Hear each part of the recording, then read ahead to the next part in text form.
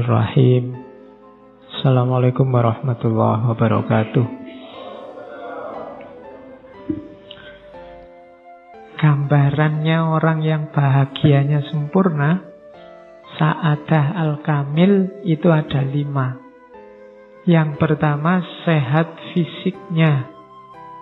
Itu pasti ya, nomor 1 kesehatan. Makanya ngajinya gak dipaksa, gak diforsir. Kayak wis capek ya wis. Jadi yang pertama kesehatan fisik dijaga. Itu amanahnya Allah. Tubuhmu juga amanahnya Allah. Kalau ngaji ini kan amanah dari Allah dan dari takmir. Jadi tidak masalah. Kalau amanahnya Allah itu nomor 1, tubuhmu jadi nomor 1 kan. Kalau sudah capek ya sudah. Itu sumbernya bahagia, jangan salah. 4 yang bawah itu sukses, tapi nomor 1 enggak juga enggak. Banyak orang hartanya banyak, tapi sakit-sakitan juga sumpek. Terhormat tapi sakit-sakitan ya sumpek. Jadi yang pertama sehat fisik, yang kedua mal, kepemilikan harta, yang ketiga kehormatan. Cuma kehormatan itu di kalangan orang terhormat. Kehormatan di kalangan yang tidak terhormat itu bukan kehormatan. Saya itu terkenal loh Pak, di kalangan gendo-gendo itu misalnya ya. Nah, itu bukan kehormatan. Kehormatan itu ya di tengah orang-orang yang terhormat. Kamu dihormati, itu berarti kehormatan yang beneran. Jadi yang ketiga, reputasi. Yang keempat, sukses dalam berbagai bidang kehidupan. Ya, hidup itu kan dimensinya banyak. Kuliah itu kan bidang kehidupanmu, ya sukses, itu bahagia. Kalau kuliah nggak sukses-sukses, mesti ya sumpek.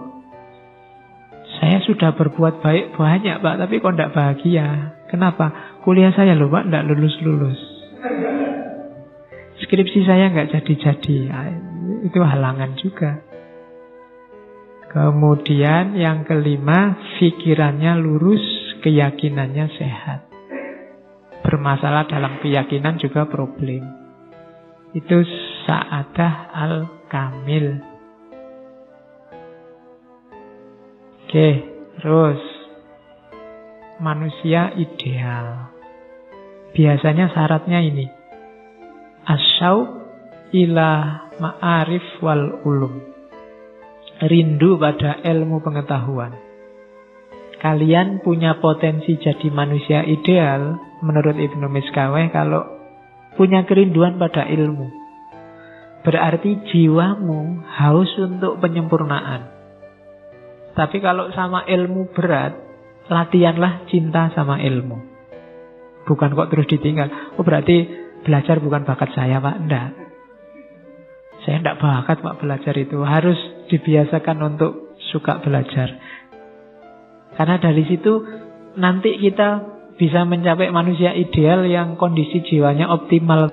Nah, suksesnya kamu di dunia ilmu itu kalau pengetahuannya sudah nyampe level kuliah. Makanya kamu kalau di kampus kan kuliah namanya. Itu harusnya sampai level kamu menyempurnakan pengetahuan. Jadi level kuliah itu kamu punya wawasanmu lengkap tentang hal-hal yang umum dan general. Sehingga untuk hal-hal kecil kamu bisa langsung memutuskan. Karena yang umum besar-besar kamu sudah tahu. Nah, itu namanya kuliah. Ada problem apapun akan selesai. Karena pengetahuanmu levelnya kuliah, tidak juz'iyat. Tapi saya sudah kuliah bertahun-tahun, pengetahuan saya masih terpotong-potong, Pak, belum kuliah. Ya berarti belajarnya nggak nyampe. Belajar terus sampai ke level kuliah. Ya kuliah statusnya aja. Atau kalau malu jangan disebut kuliah, juz'iyah. Ya, berangkat kemana pagi-pagi? Mau juz'iyah. Belajar sepotong-sepotong ilmu karena ilmu kita nggak nyampe. Ya, kuliah itu universalitas, hal-hal universal. Makanya orang makrifat itu orang yang terbuka tentang hakikat universal alam semesta. Oh, ternyata hidup itu rahasianya cuma ini. Jangan diartikan orang makrifat ngerti hal detail paling kecil hidupmu. Enggak. Dia ngerti hal-hal kuliat. Kalau sudah ngerti yang kuliat, yang juz'iyat itu masuk dalam skema kuliat. Sehingga kamu memahaminya lebih gampang. Lebih cepat. Karena kamu sudah tahu hakikat rahasianya. Itu makanya pengetahuan disuruh nyampe level kuliat. Untuk sampai ke kuliat syaratnya 2. Tafakkur sama tadabbur. Jadi tafakkur itu bersatu dengan akal, tadabbur itu bersatu dengan alam. Tafakkur itu membaca mikrokosmos dirimu sendiri, tadabbur itu membaca makrokosmos alam semesta. Jadi 2 hal, pahami dirimu dan pahami alam semesta di sekelilingmu. Dari situ kita akan nyampe pada kulliyat. Orang yang nyampe kulliyat inilah yang punya status namanya aliman taman.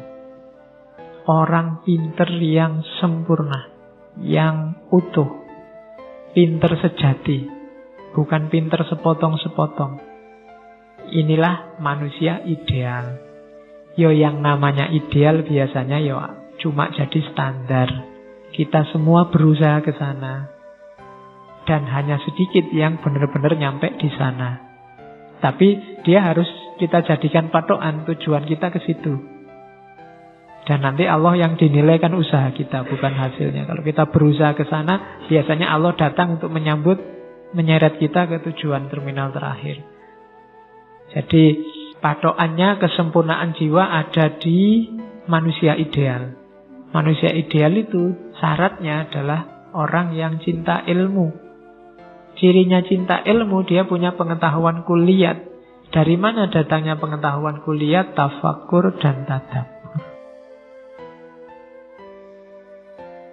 Nah, kalau sudah jadi manusia ideal, bangunlah relasi dengan sesamamu, dengan lingkungan sekelilingmu. Cuma pakai relasi yang paling agung dalam hidup manusia, relasinya namanya relasi cinta.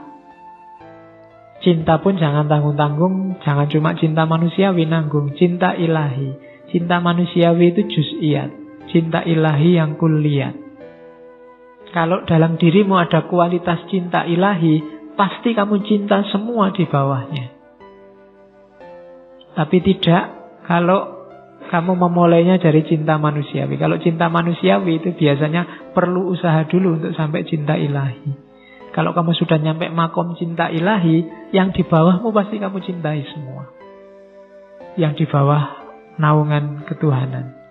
Makanya kalau kamu masih cinta dunia, masih cinta lawan jenis, masih cinta kesuksesan, ya masih juz'iyat cintanya.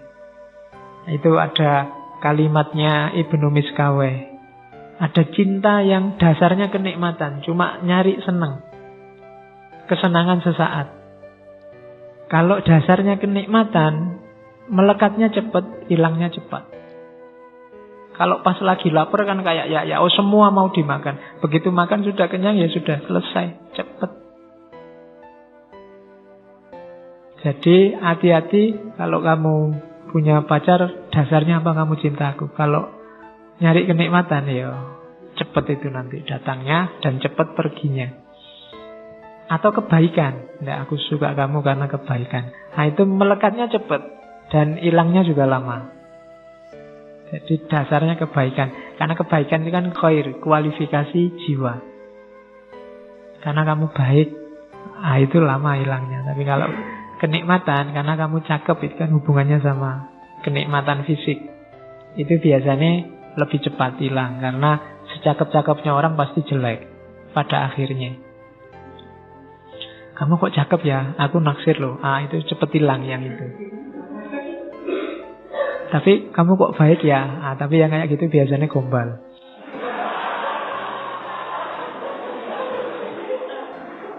Aslinya yo nyari fisik, tapi yang memang kebaikan, benar-benar karena kebaikan itu biasanya lebih tahan lama. Ada yang kemanfaatan. Kalau dasarnya kemanfaatan, melekatnya lama, hilangnya cepat. Kamu suka karena temanmu ini punya motor dan kamu bisa memanfaatkan pinjam motornya. Nah, itu lama kamu bisa lekat sama dia. Kalau sudah lama-lama baru kamu tersentuh oleh temanmu itu. Tapi hilangnya cepat. Begitu motornya dijual ya sudah. Karena yang kamu ambil manfaat sudah hilang. Kenapa kamu suka temanmu itu? Senang saya, Pak. Kalau ujian bisa nyontek. Begitu temanmu gak asik contekan ya sudah putus. Hilangnya cepat. Dan nyambungnya lama.